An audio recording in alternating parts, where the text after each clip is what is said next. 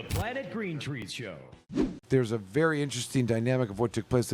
You think about this, like the data master, which is the machine that the police have done really well on. It's a good investment for them. Standard, it's a good investment for them. You don't need blood. That machine, when has gotten a pass for admissibility, the statute's written that once it comes into evidence, the jury must find you guilty if that number's above the legal limit. There's this instruction. There's no way around it. Yeah. So the whole battle is. How do you beat that in court? How do you beat that? You're right. That's exactly it, Steve. It's a per se. Right. It is a per se. If you're above the legal limit, the jury's instructed that you. That's what it is. The per se law. And that's what they want to do for cannabis, and what they have done for cannabis in many states is this 5 nanogram. Yeah, but rule. the Michigan State Police said no. No, I understand. I'm being very specific that Michigan does not have a 5 nanogram per se rule. Good. Unlike most of the states in the United States, Michigan has a law that says if you're over 21, they have to prove you're under the influence. But if you're under 21,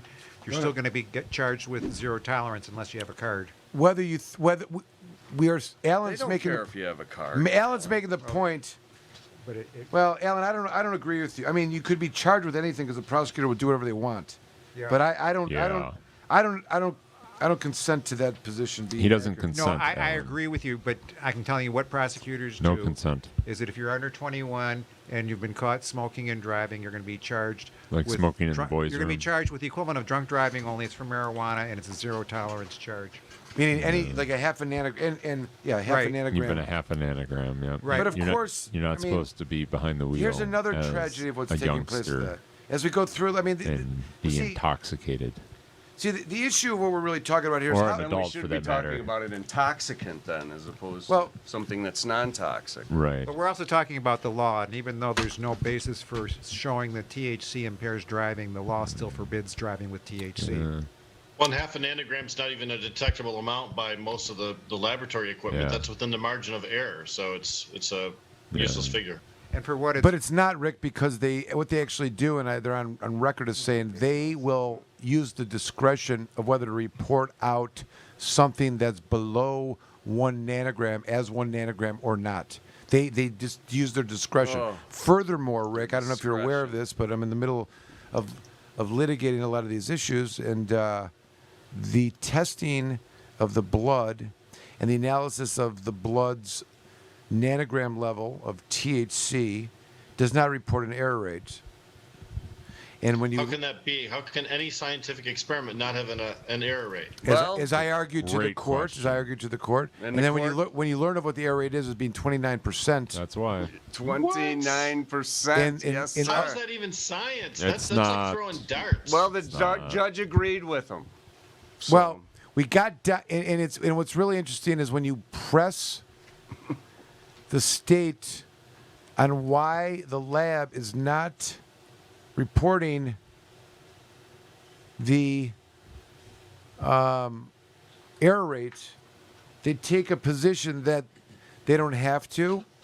The state takes a position. The state takes a position that they the prosecutor's position is that the lab doesn't have to report an error rate because we don't have to prove beyond a reasonable doubt that there's a 5 nanogram. So that number doesn't have to be accurate. It's just one of the pieces of the soup of beyond reasonable doubt that they want to add to. But the other explanation is that they're aware that all accreditation responsibilities, the lab, the community of science requires an error rate. To be accredited, they have to have an error, and they do have an error rate. The reporting of it, though, is, according to the response here, legal response, is dependent upon what the customer is going to do with it. And the state lab's customers, which are primarily prosecutors and police, have not asked them to report the error rate. That is the state of the affairs Makes sense. in Michigan right now of THC in the blood testing. And if I didn't add insult to injury, let me try that now, smack, smack. They are also reporting carboxy THC, COH, on this form. Just for fun. Which is always a number in the hundreds. But that's not a controlled substance, Michael. It's not a controlled substance. They know better. They do it anyways. What nefarious, sick masochist would authorize this to go on? just to have that number. First of all, so they understand what I'm saying. Their position it's is, insane. Who's the top cop in this state? at the same time, all this is going on, the Michigan State Police reported to Congress or the legislature that the level of THC has no bearing on impairment. We gotta write a letter. And when to Dana. they put this document, a lab report that says 15 nanograms, not even 15.00, not just like 15. It's not even a scientific number. And then below it, they got 137 metabolites of carboxy THC, and the 15 nanograms they're talking about, they don't have an error rate. And you learn that the next test that they could take for it could be 11.6, and if they took a test again, it could be 7.3, and then if they took it again, it might be 0. If they close took it enough. again, it could be 20. close How enough. many false positives do you need in order to get an error rate of 29%? I mean, this is not science. And I've had them under cross-examination, and I should also say their error rate is based on their sampling, the samples that they buy, not from the samples that they take. And they do it once a year. Yep. But we're in the middle of it in a couple cases. I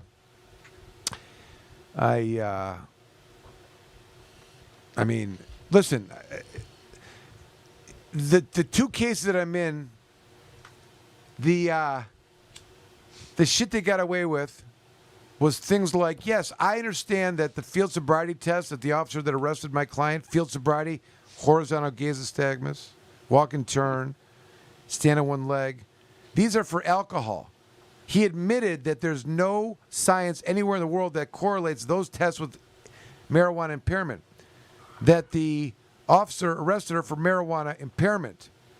He did no test that would tell him she was impaired by marijuana. He did tests that would tell him that she's impaired by alcohol. There's no suspicion of alcohol. They got her back to the jail after they arrested her. The DRE person examined her. They concluded that in her system she had her antidepressant, contradicting the arresting officer's marijuana. No judge gives a shit about this. None of them. They don't. They don't give a shit. Furthermore, when we appealed to the circuit court judge and I was arguing about this nonsense of the dauber, his conclusion, and he accepted into evidence the Michigan State Police's conclusions that Yeah, he did. that there's no correlation of THC levels and impairment, began in his ruling listing the other states that surround us, like Colorado, 5 nanograms, Washington State, blah, blah, blah. Yes. He was listing He did. like as if that should impact his ruling. Has nothing to do with He the did. price of tea. Well, it did for him, Jim. It did. Anyways, so I'm saying to you, listen, this is the reason why people are protesting. In the that you have streets. this junk that's pulling people out of cars, Yeah. resulting in arrests, But it's so Yes. easy. and then you It's get into a so court and these easy, judges. Steve. It is, Jim. I smell marijuana. No. You must be under the influence of marijuana in your driving. That's what I would vehicle. assume, Jim, if I was still working the street. Huh. Easy arrest for the night. The judge did let us appeal. So we're on our second appeal now. Yeah. The judge did grant our stay, so we're taking to the Court of Appeals. I'm doing a pro bono. Yeah, Pro bono. absolutely. Fighting the good fight, Jim. It's good. The Planet Green Trees Show.